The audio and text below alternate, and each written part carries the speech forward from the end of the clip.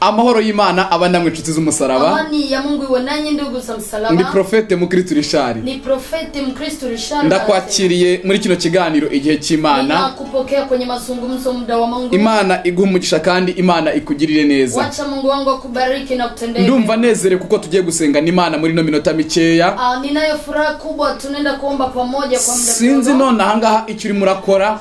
Sijui unafanya kazi gani sasa. Ariko ndagira ngo dusenga n'Imana. But nahitaji tuombe Mungu. Hari ijambo rito yashaka ko dusenga namo. Nina neno ndogo nataka tuombe pamoja. Riri muri Luka igice cya 2. Katika kitabu cha Luka sura 2. Umurongo wa 29 kugera ku murongo wa 30. Mstari wa 29 hadi 30. Haravuze ngo mwami noneho sezerera umugaragu wa mahoro nkuko wabivuze. Inasema Bwana niaganishe amani kama jinsi ulivyotamka. Kuko amaso yanjye abonye agakiza kawe. Maana macho yangu imeona ukombozi wako. Izina ry'Imana rihabwa icubahiro. Amen. Aya ni amajambo yavuzwe n'umugaragu w'Imana witwa Simiyoni. Aya ni maneno yamezungumzwa na mtumishi wa Mungu Simeon. Simiyoni yari umutama akuze cyane gose. Simoni alikuwa ni mzee kabisa. Aza kuza kugira isezerano agirana n'Imana. Alikuja kupata ahadi pamoja na Mungu. Aravuga ngo ntabwo nzapfa amaso yanjye atabonye agakiza kawe Mana. Akatamka sijafa kabla sijaona ukovu toka Bwana. Umunsi umwe igitondo kimwe arangije ashima Imana. Siku moja kwa asubuhi akamshukuru. Ni igihe yarateruye uruhinja mu ntoki. Ni wakati alikuwa amekumbatia mtoto mchanga. Arangije aravuga ngo noneho sezerera umugaragu wawe atahe. Baadaye akasema uniahidi ili nitowe. Kuko amaso yanjye abonye agakiza kawe Mana. Maana macho yangu imeona ukovu. Bishatse kuvuga iki rero? Inamaanisha nini? Uyu mugabo Simiyoni nubwo yarashaje, japokuwa Simeon alikuwa ni mzee, ariko hari ikintu yari yariyemeje ubwe. Lakini kuna kitu amejikubalisha. Hari ibintu bidusohoraho Imana yarabituvuzeho, ariko hariho n'ibindi bidusohoraho ari byo twebwe twiyemeje ubwacu. Kuna matokeo huwa yanatokea Mungu amesema, kuna yangine sisi wenyewe tumejikubalisha. Nta muhanuzi waje ngabwira Simiyoni nguzaterura umwana mu ntoki. Hakuna nabii ametabiria Simeon kwamba utapata mtoto. We ubwe yariyumvira aravuga ngo jewe ntabwo nzapfa nabonye igitangaza cyawe Mana. Yake amesema sitakufa kabla sijaona muujiza. Ndashaka kugira ngo musengere Imana ikugirire neza. Nataka niombe Mungu akikutendea. Ariko birasaba kugira ngo uhindure intekerezo. Lakini ni lazima ubadilishe mawazo. Wumve ko bizashoboka. Jikumbalishe kwamba yanaweza. Wumve ko utazapfa utabonye gutabarwa n'Imana. Kwamba hautakufa kabla hujaona msaada wako. Numara kubyumvishamo hanyuma nanjye ndagusengera. Baada ya kuyakubali na kuyasikia. Ariko ubuhanuzi nkuzaniye wabyumvishamo utabyumvishamo Imana yiteguye kukugirira neza. Lakini unabii ninaleta ukubali usikubali lazima Mungu atende. Ndashaka kukubwira ngo ntabwo uzapfa utabonye ubutabazi bw'Imana. Ninatabiri ya utakufa kabla hujaona mkono. Hari ibintu bigevaho mu buzima bw'umuntu bigera muri 3. Kuna mambo yanakuwa katika maisha ya mtu, mambo matatu. Icyambere iyo umuntu amaze kuvuka hari igihe hajabaho ubuzima bwo kumaramara cyangwa se ubuzima bwo kugira nka 6.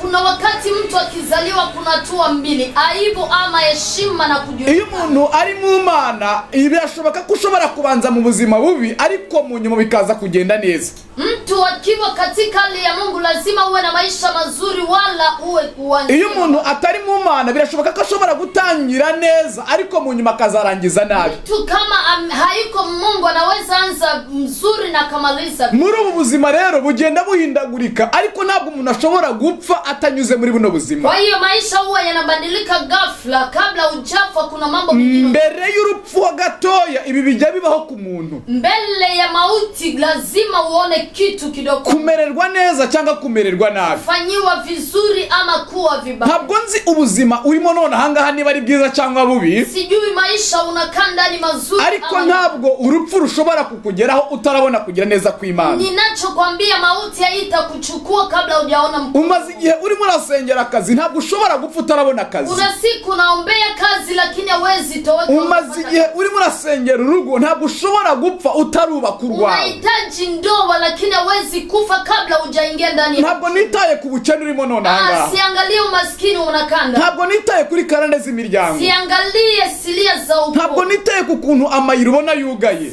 Tizami gisi njia zinakuwa. Ntabwo nitaye ku bintu ubona bidashoboka. Siangalie jinsi mambo yamekaa. Ndakubwiye ngo ntabwo urapfa, ntabwo uri bupfe utabonye gutabarwa n'Imana. Hautakufa hujaona msaada. Imana yiteguye kugutabara. Mungu wangu anajiandaa kukusaidia. Urwaye indwara idakira abaganga bananiwe. Una magonjwa sio pona waganga. Ufite ibimenyetso bigaragaza ko ugiye gupfa. Una dalili ya kukamilika. Ariko kuko Imana ivuganye nawe. Lakini kama Bwana anasema ntabwo ushobora gupfa utabonye ubutabazi bw'Imana. hautakufa hujaona msaada. Reka gusengera Imana. Acha nikuombe. Imana igiye kukugirira Mungu anaenda neza. kutendea vema. Rambika ikiganza ahantu urwaye. Weka mkono wako mahali Muri uku kurambika ikiganza ahantu bari barakira indwara zidakira. katika kuweka mkono mahali ambapo magonjwa Ibidashoboka bino birashoboka muri aya mavideo. siyowezekana kwa video vinawezekana. Niba urwaye rambika ikiganza ahantu urwaye. Kama wewe ni mgonjwa weka mkono mahali wewe. Niba ari undi mutwaro rambika ikiganza ku mutima wawe ngusengere. Kama ni hitaji weka kwenye waba uri mu modoka waba uri mu rugo aho uri hose rambika ikiganza akakanya ucyumvira video. Kwenye gari ama nyumbani kwako weka tu mkono. Hari ugutabarwa n'Imana. Utasaidiwa na Mungu. Reka dusenge. Acha tuombe. Mana iri mu ijuru kandi Imana ikomeye. Mungu wa mbinguni, Mungu mwenye. Mana igira neza itabara. Mungu atendaye na Mwene data aliyerekeje ku rupfu. Ndugu yangu alielekea ariko urupfu ruhagarare. Lakini mauti abanza abone kugira neza kwawe. aone kwanza matendo yako. Abanza abone imirimo n'ibitangaza ukora. Aone miujiza. Abanza abone gukiza kwawe. Aone msaada. Kuko uri Imana yo kwiringirwa. Maana wewe ni Mungu wa Kuko uri Imana ishobora byose. Wewe ni Mungu ambaye unaweza. Akire muri iri jambo. Apone katika hii. Uyu urwaye indwara idakira kire. Haya magonjwa sio na tiba ya. Uyu wari uboshe abohoke. Uyu alifungwa afungwe. Abona akazi. Aone kazi. Imibereho imere neza. Maisha yake ya urugo rwo utanga amahoro. Nyumba yake ulete. Urakoze mwami. Asante. Ni mu izina rya Yesu. Kwa jina la Yesu. Amina. Amen. Akira gukira mu izina rya Yesu.